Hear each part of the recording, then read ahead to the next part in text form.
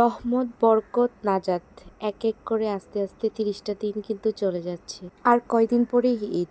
অনেকের মনে আনন্দ, অনেকের মনে কষ্ট, কারণ এই রমজান মাসে অনেকে অনেকের প্রিয় মানুষকে হয়তো বা হারিয়েছে। অনেকেই বসে আছেন তার প্রিয় মানুষটা কখন কাছে আসবে। দোয়া করি দূর দূরান্ত থেকে যারা যাদের প্রিয় মানুষের কাছে ফিরছেন সুস্থভাবে সুন্দরভাবে যেন আসেন। বাড়িতে মেহমান আসবে, ছেলে আসবে, মেয়ে আসবে, মার কত আয়োজন, তাই না? আমি বাসায় এসেছি, আমার দই খুব পছন্দ এবং সেটা আমার মায়ের হাতের দইটা খুব বেশি আমি পছন্দ করি।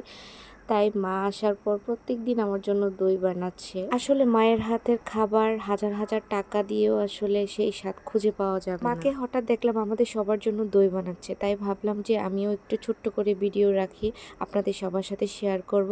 আমি জানি দই মোটামুটি সবারই পছন্দ, আর সেটা যদি মায়ের হাতের হয় তাহলে তো আর কোনো কথাই নেই। জানেন, অনেকবার চেষ্টা করেছি যে মায়ের কাছ থেকে রেসিপিও নিয়েছি, কিন্তু মায়ের মতো আসলে পারফেক্টভাবে দইটা হয় না।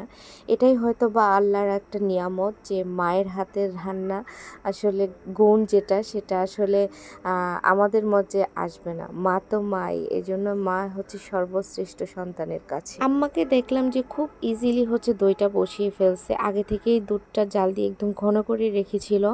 আর যেটাকে বলে মেইন উপাদান দইয়ের, সেটা হচ্ছে দইয়ের বীজ, মানে হচ্ছে পুরাতন দই, সেটা দিয়েই হচ্ছে দইটা বসাতে হয়, এছাড়া দই বসানো যায় না।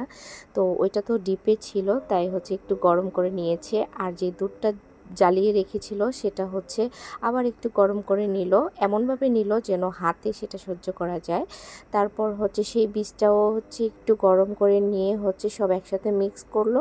আর যে গ্লাসটাতে হচ্ছে ঢালবে, মানে আমাদের জন্য বসাবে, সেটাতে হচ্ছে আগে থেকে একটু দই দিয়ে রেখেছে যেন ভালো করে বসে। এটাই হয়তো বা তার টিপস, আমি তো জানতাম না। তো এই তো সব কিছু গ্লাসে ঢেলে নিয়েছে। আর অনেকেই দেখেছি কম্বল, কাঁথা কম্বল দিয়ে হচ্ছে একদম ঝাঁপ দিয়ে রাখে, কোনো কিছুই করে না আমার মা। এরকম একটা এয়ারটাইট বক্সের মধ্যে শুধু রেখে দেয়, কোনো কিছু দিয়েই হচ্ছে এটা ঢাকে না।